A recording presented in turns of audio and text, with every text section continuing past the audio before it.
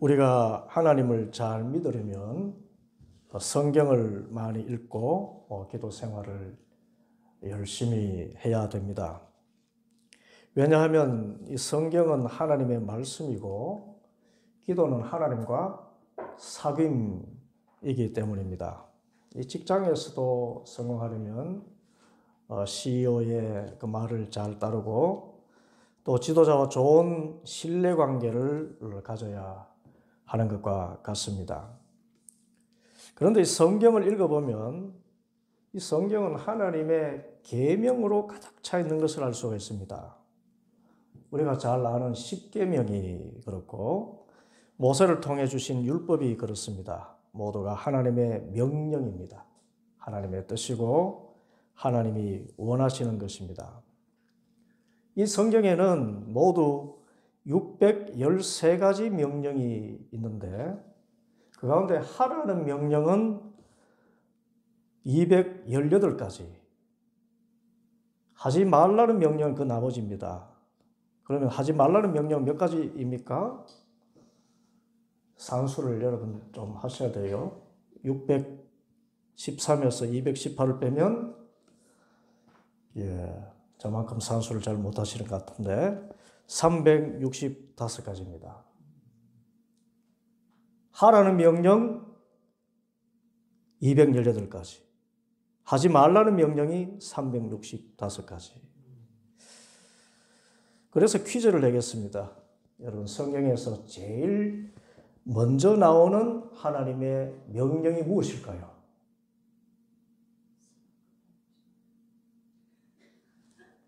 많은 사람들이 10계명의 제1계명이 가장 먼저 나오는 명령인 줄 압니다. 그런데 성경에서 제일 먼저 나오는 하나님의 명령은 창세기 1장 28절입니다. 무엇인지 아십니까? 받아겠습니다. 생육하고 번성하라. 이것이 하나님의 제1명령이에요.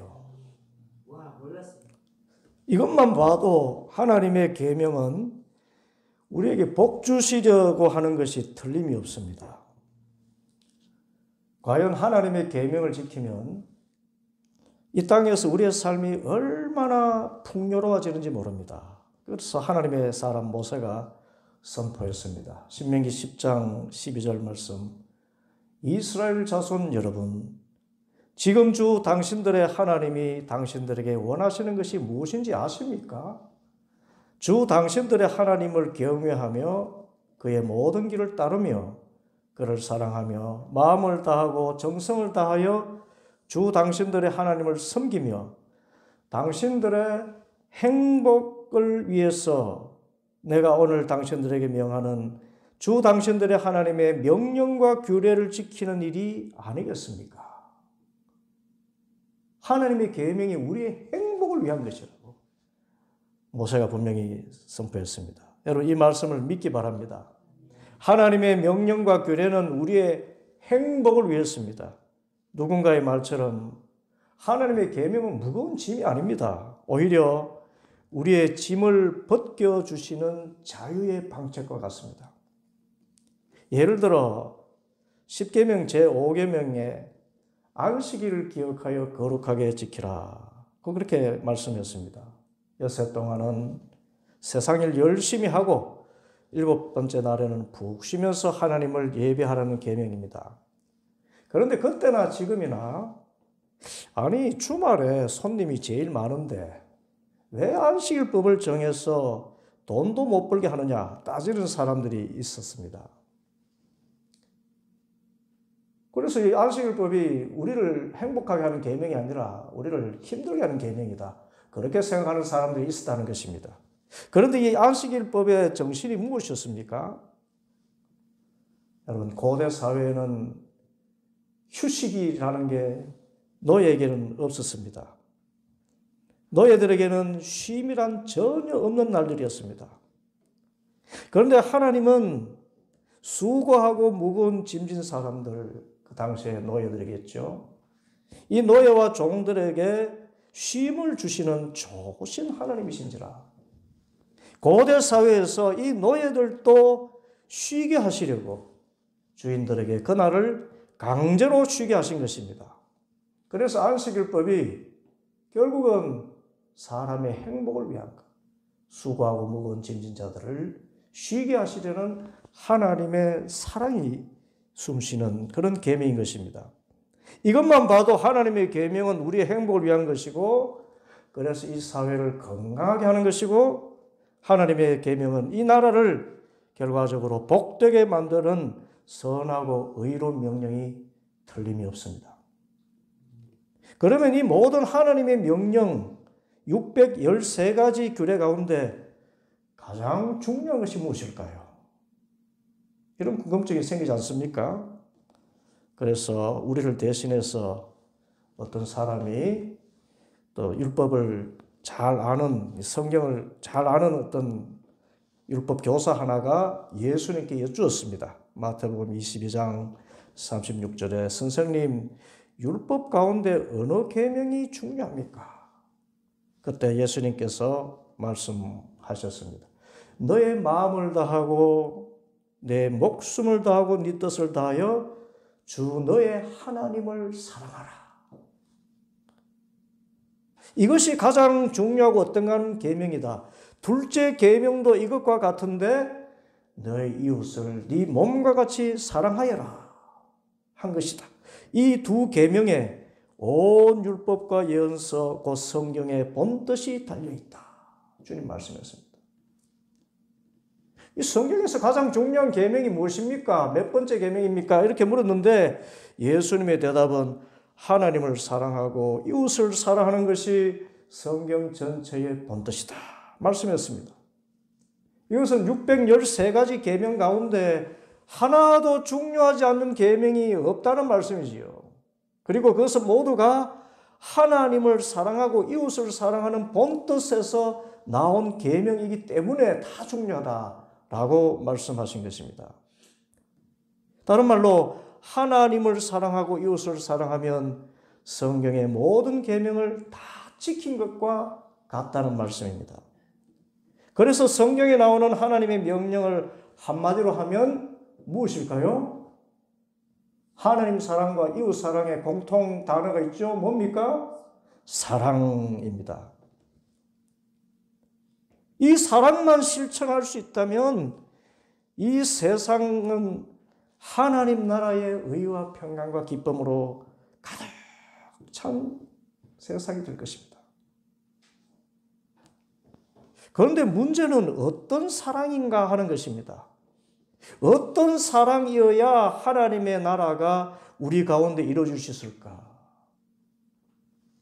요즘 왜곡된 성의식에서 나온 것처럼 동성애도 사랑이니 동성애를 법적으로 허용해서 동성 부부가 결혼하게 만들면 이 사회가 행복해지겠는가? 그런 사랑이겠는가? 하는 것입니다. 이 사랑에 대해서 예수님 당시에도 사람들이 하나님이 뜻하신 것과는 매우 다른 견해를 가지고 있었습니다. 곧 하나님이 말씀하신 사랑은 자기 민족 유대인들만 사랑하라는 말씀으로 유대인 아닌 이방인들은 미워해도 좋다고 여겼습니다. 그래서 유대인 아닌 소위 이방인들에게는 인사도 하지 않고 심지어 이방인들은 지옥의 땔감으로 지원받은 존재라고 경멸했습니다. 이뿐 아니라 같은 동족 유대인들 가운데서라도 하나님의 계명을 잘 지키지 못하는 사람들이 있었겠지요. 특별히 안식일에 쉬지 못하고 일해야 되는 그런 농부나 어부, 목동 같은 사람들, 또 가난하고 병든 사람들, 또 세리와 창기 같은 사람들은 안식일에 그 회당에서 성경 강론을 했는데 참여하지 못했지요. 그래서 그들도 이방인과 마찬가지로 경멸의 대상이었습니다. 인사는커녕 접촉하는 것 자체로 재수 없어 그렇게 침뱉기 일쑤였습니다. 이런 사랑의 왜곡을 예수님은 옛 계명이라고 했습니다. 하나님의 계명을 지키는 것 같지만 하나님의 명령의 본뜻은 결코 보이지 않는 하나님의 계명을 곡해한 계명이라는 뜻입니다. 그래서 예수님은 이 옛 계명에 대해서 전혀 차원 다른 새로운 계명으로 변화를 촉구했습니다. 특히 사랑에 대해서는 이렇게 많은 말씀을 하셨습니다. 산상수훈의 말씀입니다. 마태복음 5장 38절 눈은 눈으로 이는 이로 갚아라고 말한 것 곧 옛 계명을 너희는 들었다. 그러나 나는 너희에게 말한다. 악한 사람에게 맞서지 말아라. 누가 네 오른뺨을 치거든 왼쪽 뺨마저 돌려대어라. 너를 걸어 고소하여 네 속옷을 가지려는 사람에게는 겉옷까지도 내주어라. 누가 너더러 억지로 오리를 가자고 하거든 십리를 같이 가주어라. 네게 달라는 사람에게는 주고 네게 꾸려고 하는 사람을 물리치지 말아라. 네 이웃을 사랑하고 네 원수를 미워하라고 말한 것을 너희는 들었다. 옛 계명은 그렇게 뜻하는 것 같다. 그러나 나는 너희에게 말한다. 너희 원수를 사랑하고 너희를 박해하는 사람을 위해서 기도하여라. 그래야만 너희가 하늘에 계신 너희 아버지의 자녀가 될 것이다. 아버지께서는 악한 사람에게나 선한 사람에게나 똑같이 해를 떠오르게 하시고 의로운 사람에게나 불의한 사람에게나 똑같이 비를 내려주신다.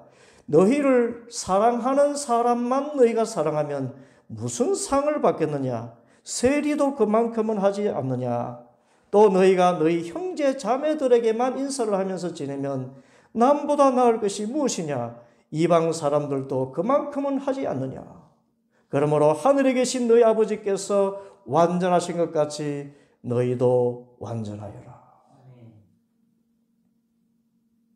이런 사랑이어야 하나님의 참된 계명이고 이런 사랑이어야 우리가 진짜 하나님 잘 믿는 사람이고 이런 사랑을 할 수 있어야 예수님의 참 제자가 될 수 있고 이런 사랑으로만 이 세상에 하나님의 나라를 이룰 수 있다 말씀하신 것입니다.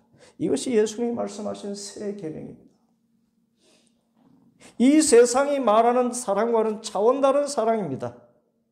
옛 사람들이 결코 실천하지 못하는 기독교 최고의 사랑입니다. 이 사랑의 계명이 세상을 바꾸고 이 새 계명이 비로소 우리를 예수님의 제자로 인정받게 하는 대목입니다. 그래서 오늘 본문 34절에 말씀하셨습니다.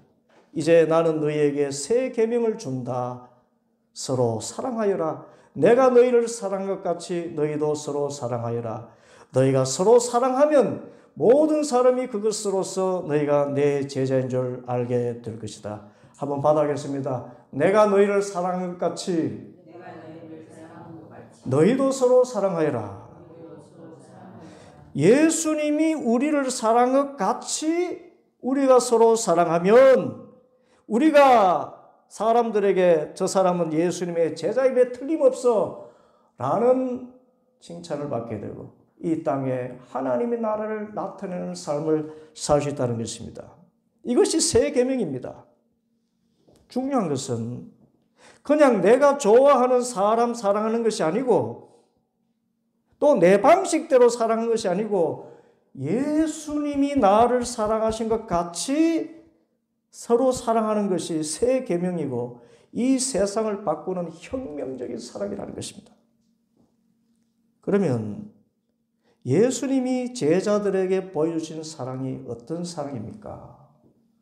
그것을 오늘 본문 말씀이 전해줍니다.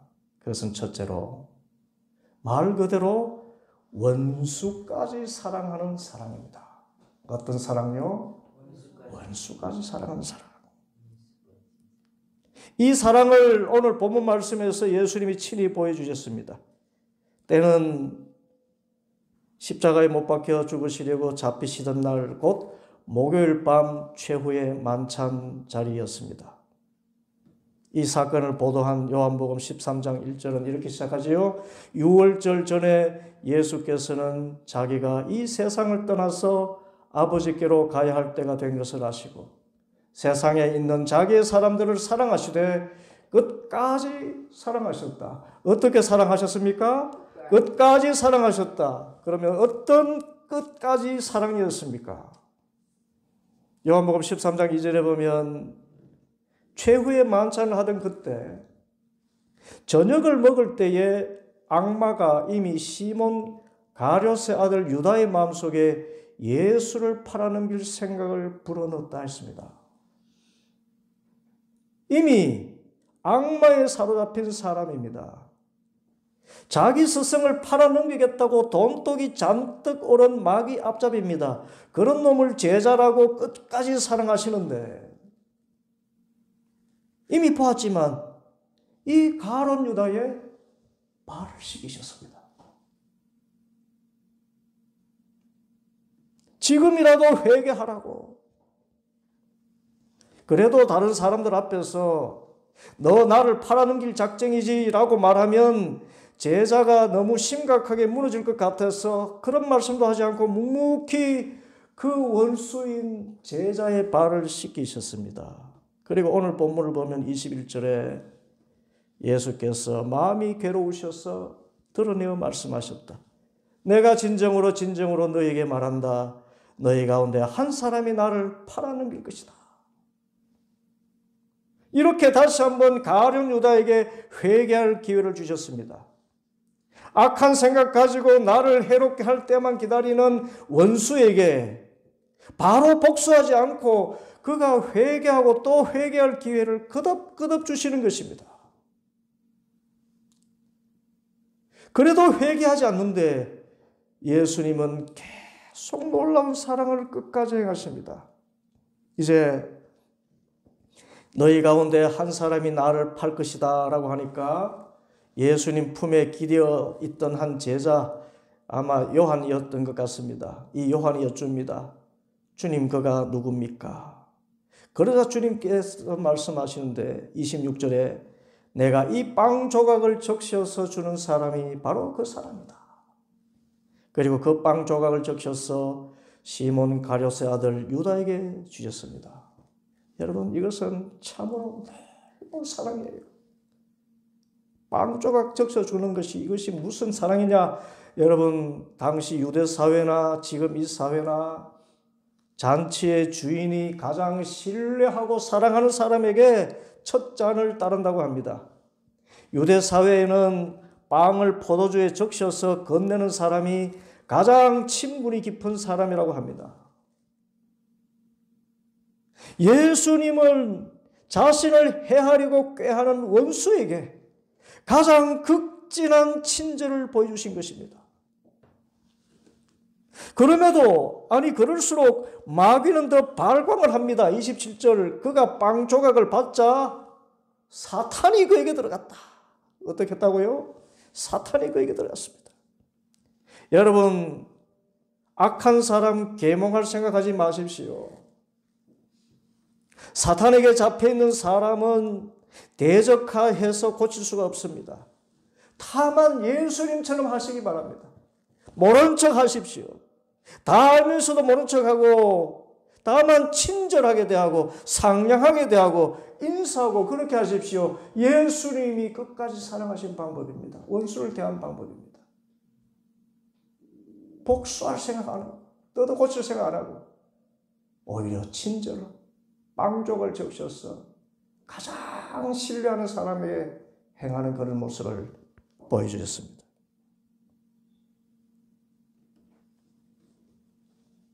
우리는 기억해야 됩니다.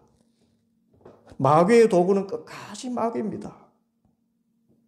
그런데 하나님께서 기억하시는 것은 원수를 사랑하는 행위입니다. 그 행위를 기억하시고 하나님은 상을 베풀어 주십니다.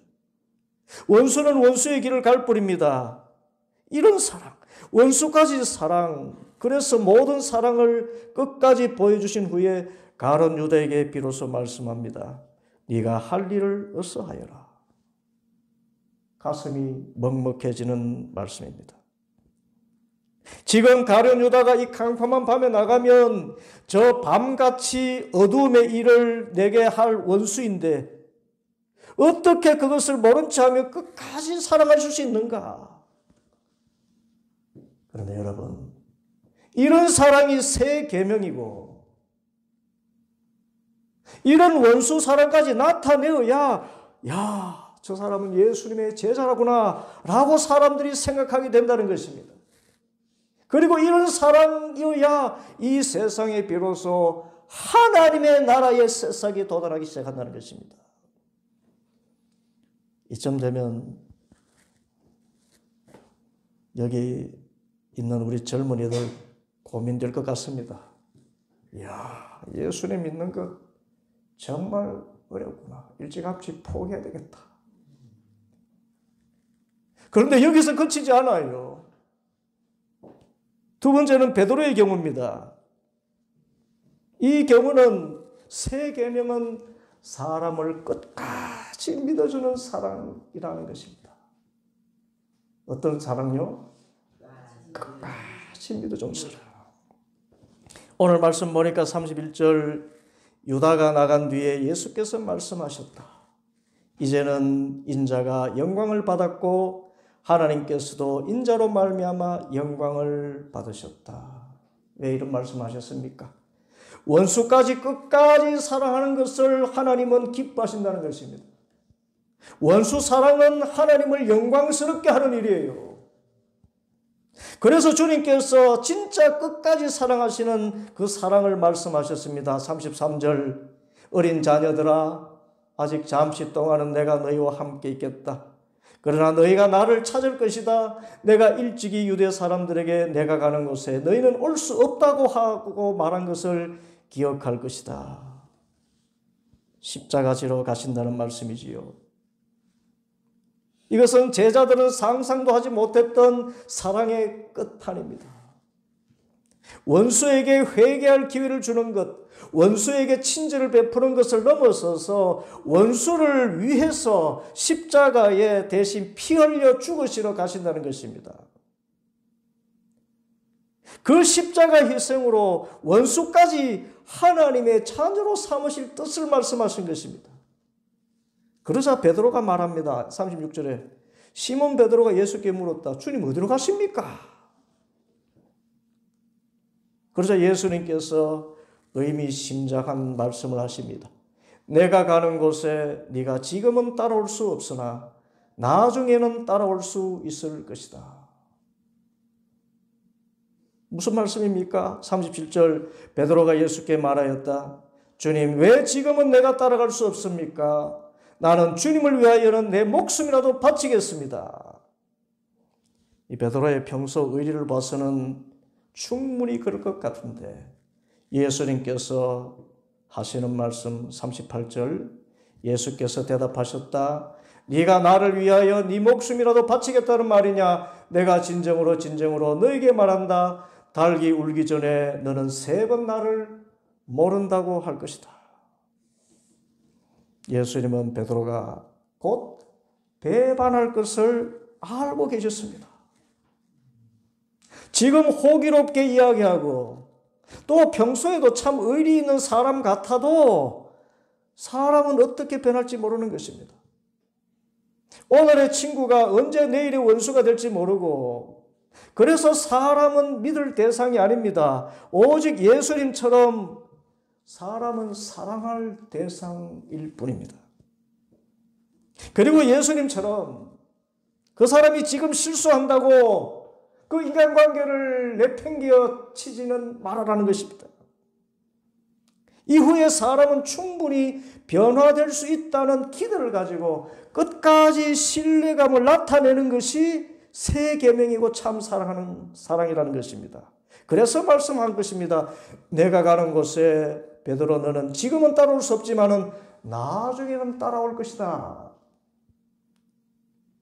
과연 베드로는 이 시간 이후에 곧장 예수님을 부인하지요.